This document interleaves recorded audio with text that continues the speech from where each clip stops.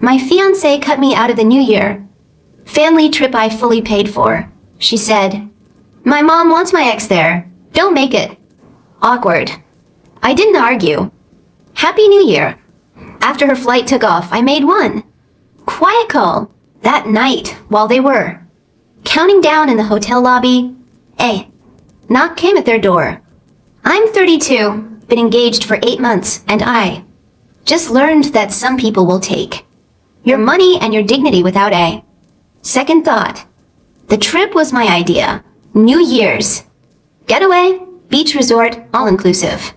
Her parents, her brother and his wife, her sister, and us. I offered to pay. Had a good year at work. Wanted to do something nice for her family. Show them I was serious about being part of the family, that I could provide, be generous. Booked everything in October. $10,000 total. Flights, hotel, excursions, everything covered. Told her it was my gift to the family. She cried. Said I was amazing, said her parents. Would love me even more. Her mom called me the next day, thanked me profusely, said no one had ever done anything like this for their family, that I was already like a son to her. I felt good, felt like I was building something, investing in our future together. November came. Wedding planning was in full swing. We'd set a date for next October. Venue booked, deposits paid, everything moving forward. Life was good, or so I thought. 3 weeks ago, she came home from her parents' house, looking uncomfortable, sat down on the couch, wouldn't make eye contact. We need to talk about the trip. What about it? My mom has a request. It's kind of awkward. Okay, what is it? She wants to invite my ex to the trip. I stared at her. Your ex? The one you dated for 3 years? Yeah, him. Why would she want to invite your ex to a family trip that I'm paying for? They're still close, he and my mom. They kept in touch after we broke up. She sees him like another son. And she wants him there for New Year's? Yeah, she does. And what do you think about that? She hesitated. I think it would be nice for her. She misses him. But I'm your fiancé. I'm paying for this trip. And she wants her ex there? I know it's weird, but it would mean a lot to her. What about what it means to me? You're secure, right? It's not like there's anything between us anymore. That's not the point. The point is your mother wants to invite your ex to a trip. I'm funding. That's disrespectful. You're being insecure. I'm being rational. We argued for an hour, got nowhere. She said I was making it about me when it was about her mom. I said it was about basic respect and boundaries. She said I was being controlling. I said I was being reasonable. She slept in the guest room that night. The next morning she came into the bedroom before work. I talked to my mom. She really wants him there. She's willing to pay for his ticket if that makes you more comfortable. It's not about the money. Then what's it about? It's about your mother prioritizing your ex over me. About you supporting that. About both of you making me feel like I'm not enough. You're enough. This isn't about you. It's completely about me. About where I stand in this family. Just think about it. Please. It would mean so much to her. She left for work.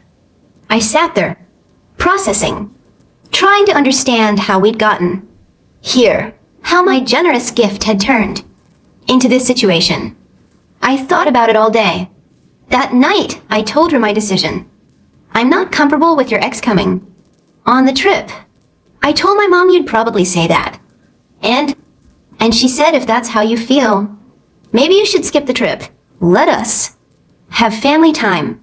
My blood went cold. She wants me to skip the trip I paid for? She didn't say it like that. She just said maybe it would be less awkward if you weren't there, since you're not comfortable with him being there. So, the options are accept your ex. Coming or don't come at all. I mean, yeah, I guess. And you agree with this? I think it's practical. You'd be uncomfortable the whole time anyway. Because your ex is there, which shouldn't be happening. But it is happening. My mom already invited him. He already said yes. When did she invite him? Last week. Before we even discussed this? She didn't answer. Didn't need to. The answer was obvious. So, this wasn't a request. This was a decision, and you all decided without me. It wasn't like that. It was exactly like that. 2 weeks ago, she made it official. My mom wants my ex there. Don't make it awkward. Just maybe sit this one out. We can do something together for New Year's Eve. Just us. I paid for this trip. I know. And we're grateful. Really. But it's family time. And you being uncomfortable would make everyone uncomfortable. I'm not family. You are. But you're also not comfortable with this situation. So, maybe it's better if you stay home. I looked at her. At the woman I planned to marry. The woman whose family I just spent $10,000 on. The woman who is now telling me I wasn't invited to my own gift. Happy New Year? I said. She looked confused. What? Nothing. Have fun on the trip. You're not even going to fight this? What's there to fight? You've all decided. I'm just the bank apparently. That's not fair. None of this is fair, but that doesn't seem to matter. She left the room. We didn't speak much over the next week. She was busy preparing for the trip, packing, coordinating with her family, talking about how excited she was. I watched, said nothing, made plans of my own. The day of the trip came, December 30th. Early morning flight. She had her bags by the door, waiting for her brother to pick her up and drive everyone to the airport. You're really not going to say anything? She asked. Have a good trip. You're being childish. I'm being exactly what you expect me to. Be quiet and compliant. Her brother honked outside. She grabbed her bags, walked to the door. I'll text you when we land. Sure. She left. I watched from the window as they loaded the car. Her parents, her siblings. All going on the trip I paid for to meet her ex, who her mother preferred. After the car disappeared, I made one quiet call. The hotel. Asked to speak to the manager. Explained the situation, that I'd booked and fully paid for the reservations, that I was the only name on the account, that I wanted to make some changes. The manager was sympathetic, asked what I wanted to do. I want to cancel everything except one room. Keep my reservation active. Cancel the rest. That's a significant change. Are you sure? I'm sure. Can you do it? Yes. But we'll need confirmation since you're the account holder. You have my confirmation. Cancel all but one room. I'll be using that room myself. When will you be arriving? Tonight. I'll be on the evening flight. Understood. We'll have everything ready for you. I hung up, booked a flight, same resort, same hotel, different room, left 2 hours. After she did, update 1 I landed at 7 p.m., took a car to the resort, checked in without issue. They'd kept my original room, canceled the others. I could see the confusion on her family's faces in my mind. Arriving to find only one room available. No. Bookings under their names. No. Confirmation. I settled into my room, didn't contact her, didn't text. Just waited. She called at 8:30. I was having dinner. Didn't answer. She called again, and again, 12 calls in 30 minutes. I ignored them all. Finally, I texted, having issues with the resort. She responded immediately, where are you? At the resort. What? You're here? Yeah, using my reservation, the one I paid for. What about our rooms? They're saying the reservations were canceled. They were. I canceled them. My phone rang immediately. I answered.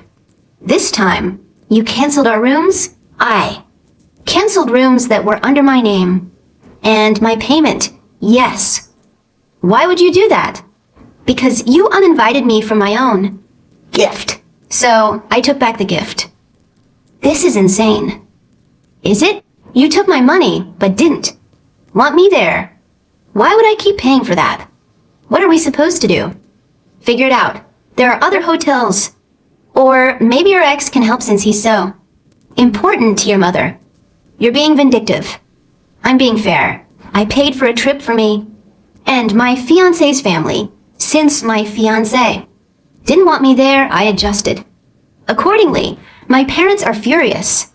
They should be furious with you. You're the one who chose your ex over your fiancé. We're at the front desk. They're saying there's only one room under our name. Your name. That's correct. My room, for me. You're really going to stay here while we scramble for rooms? I'm really going to use the reservation I paid for. What you do is up to you. She hung up. I finished my dinner, went back to my room, unpacked, made myself comfortable. Opened the balcony door, could hear commotion in the lobby below, voices arguing, her family figuring out their situation. Around 10 p.m., someone knocked on my door. I looked through the peephole, her mother, face red, angry. I opened the door. How could you do this? She said. Immediately. Do what? Cancel our rooms. Leave us stranded. I didn't leave you stranded. I canceled reservations that were my gift to you. Since you decided my gift came with the condition that I not be present. That's not what happened. That's exactly what happened. You wanted my money, but not me. So I kept both. You're being cruel to the whole family over a misunderstanding. There's no misunderstanding. You wanted my fiancé's ex on this trip more than you wanted me. You got your wish. He's here. I'm here. Everyone's here, just not in rooms I paid for. What do you expect us to do? Find other accommodations. There are plenty of hotels nearby. It's New Year's Eve tomorrow. Everything's booked. Sounds like a planning issue. You're doing this to punish us. I'm doing this to respect myself something none of you did. She looked like she wanted to say more. Instead, she turned and left. I closed the door, locked it, went to bed. Update to New Year's Eve. I woke up to dozens of texts from her siblings, from her father, all some variation of calling me cruel, vindictive, petty, immature. I responded to none of them, got ready, had breakfast at the resort restaurant, saw her sister across the dining area. She glared at me. I waved. She looked away. Around noon, my fiancé showed up at my room, knocked, yelled through the door. We need to talk. I opened it. She looked exhausted, like she hadn't slept. Did you find rooms? I asked. We're split up at 3 different hotels, none of them all-inclusive. We're paying out of pocket for everything. That's unfortunate. This is ridiculous. You flew all the way here just to screw us over? I flew here to use the reservation I paid for. You're the one who screwed yourselves over by uninviting me. I didn't uninvite you. Yes, you did. You said not to make it awkward, to sit this one out. That's uninviting me. I thought you'd understand. Understand what? That your mother prefers your ex? That you agree with her? That my money is good, but my presence isn't? It wasn't like that. It was exactly like that. And now you're dealing with consequences. What do you want? For me to apologize? Fine. I'm sorry. Can we please figure this out? There's nothing to figure out. I'm staying in my room, enjoying my vacation. You all can do whatever you Want? Can we at least talk about us? What? About us? About whether we're still engaged? Are you serious right now? You're asking if we're still engaged. After everything you've done? I'm asking if you're going to end things. Over this. I looked at her. Really looked at her. Saw someone who still didn't understand. What she'd done wrong, who thought I was the problem. I don't know. Are you going to keep prioritizing your ex and your mother over me? That's not what I'm doing. Then what are you doing? She didn't have an answer, just stood there looking lost. I need time, I said, to think about whether I want to marry someone who treats me like an ATM with no feelings. That's not fair. Go spend time with your family and your mes favorites. I'll be here in the room I paid for. I closed the door. She stood outside for a few minutes, then left. Update 3. That night was New Year's Eve. The resort was doing a big celebration. Live. Music, champagne toast, fireworks. I got dressed, nice shirt, went downstairs. Around 11 o'clock, the lobby was packed. Families, couples, everyone celebrating. I got a drink, found a spot near the window, watched the ocean, the moon, reflecting on the water. Around 11:30, I saw them. Her family, her ex, all together. He was standing close to her, too close. Her mother was beaming, talking to him, like he belonged there. Her father looked uncomfortable. Her siblings were drinking, trying to enjoy themselves despite the drama. She saw me. Our eyes met across the lobby. I raised my glass, smiled. She looked away, whispered something too. Her ex, he looked at me, smirked. That's when I made the second call. To the hotel security, asked to speak to the manager again. I have a concern about some. They're making me uncomfortable. Aggressive behavior earlier, harassment. At my door. We take that very seriously. Do you want us to speak with them? I'd appreciate that. Just to ensure my safety. I'm here alone. They're a group. I feel outnumbered. We'll send someone immediately. Can you describe them? I did. Described her family, her ex there.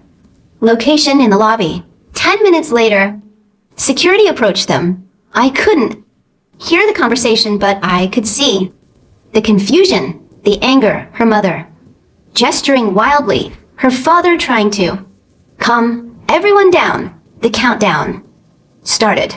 10, 9, 8, everyone cheering. 7, 6, 5. Security was still talking to them. 4, 3, 2, 1. Happy New Year.